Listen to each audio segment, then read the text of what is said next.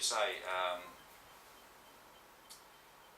they are not coinciding with one another. In other words, because they're on different angles of rotation, one is not able to really see the other, although they both act through the same central doorway to communicate in and out and breathe in and out with one another.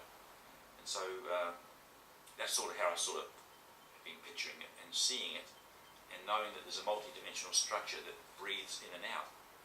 God's source, which circumscribes everything, the original particle which expanded itself out and out and out and out, holds everything within it, all time matrices and lattices of encryption of our particular entity and energy, held within the morphogenetic field of mingling holographic forms.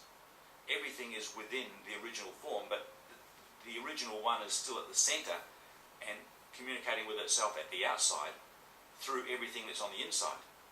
And so everything's connected, except for those parts which have become like disconnected or not associated with the generation of the God mind, because some parts of consciousness have become like vain imaginations, not connected to source, become disassociated, and even though they replicate themselves in the morphogenetic field of space-time, they are not reporting back and receiving energy from the original point.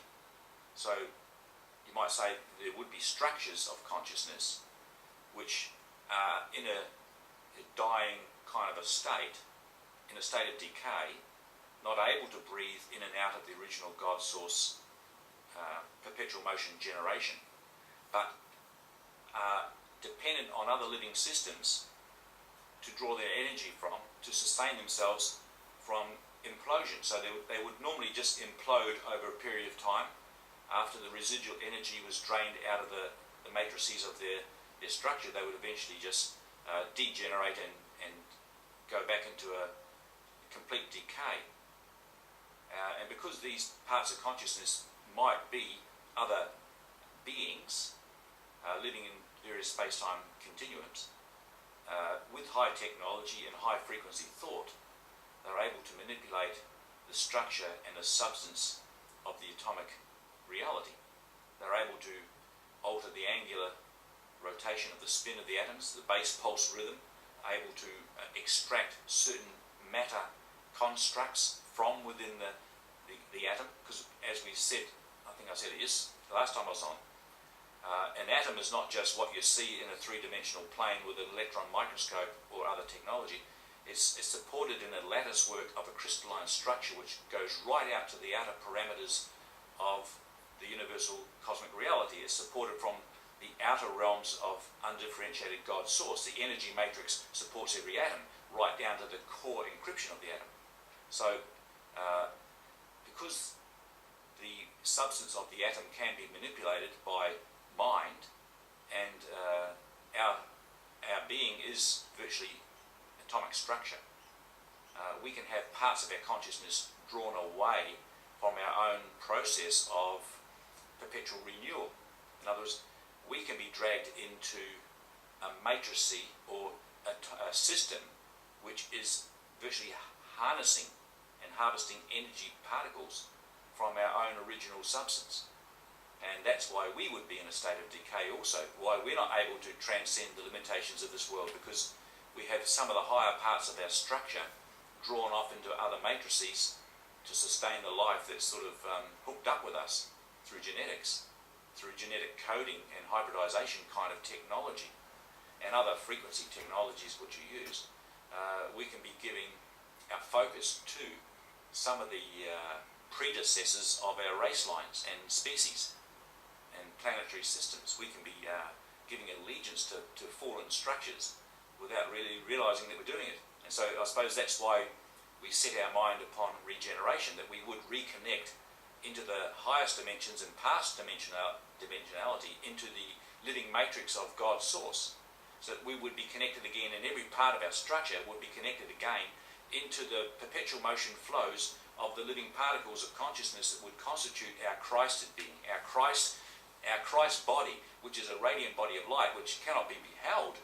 You cannot see it with the human mind, because the human mind is projecting an illusion continuously, and that's what we're seeing. But if you had the consciousness restructuring within your own mind, your body would be able to transcend all limitations of space-time and be in that place, reconnected into heaven again, so to speak, and flowing energy down into any space-time. We would have complete control of our mind in union with the one mind that exists. We would be fully correspondent with that mind, and that would be our whole mind, but it would work through the constructs of our own desire to create whatever we wanted in any space-time density or harmonic universe. We could actually, through the power of our mind, travel instantaneously with a body and all the different dimensionalization forms of the body. We could travel and do whatever we wanted to do in experience through the many playgrounds of the cosmos.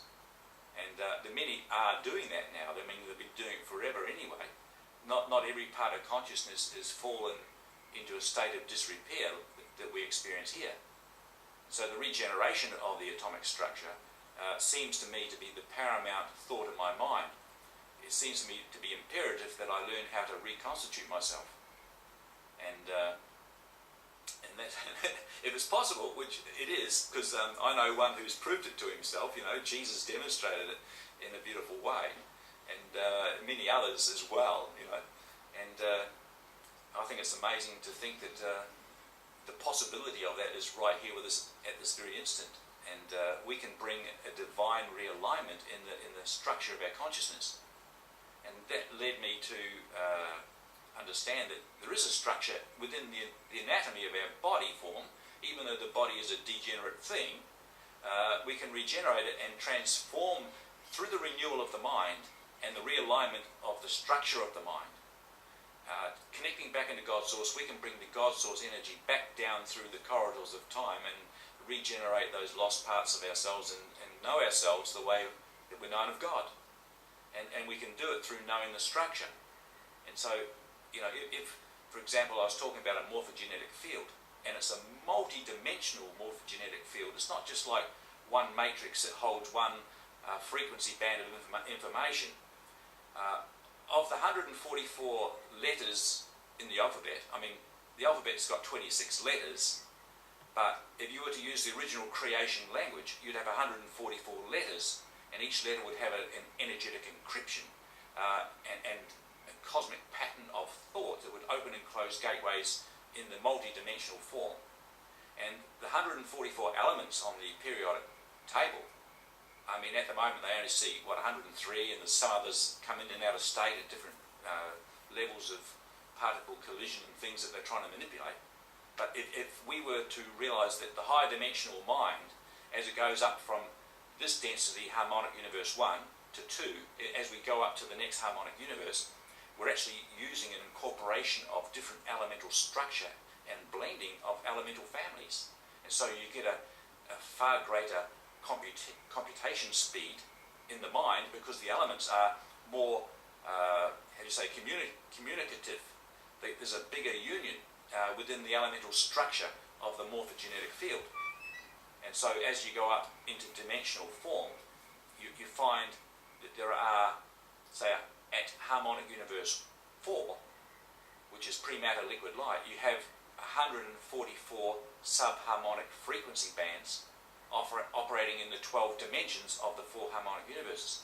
So there's a very high computation at harmonic universe 4. And every part of the morphogenetic field has its own threads and corridors of correspondence and communication that interweave the entire enmeshment of the morphogenetic field, because the crystalline structure refracts light at very precise angles to split the intelligence field instantaneously almost between different dimensional aspects. So we can have very, very fast communication. At this level of thought here in harmonic universe 1, the base pulse rhythm, or the flashing on and off. I was going to say to you actually about the particle phasing, how one particle of consciousness, it flashes off and on. In other words, when it becomes light, it oscillates and expands out and becomes a light emission. And as it comes back as sound, as a contraction, it flashes off. So particles of consciousness are flashing off and on all the time, just like on your computer, the pixels on your screen, they're constantly being generated by a time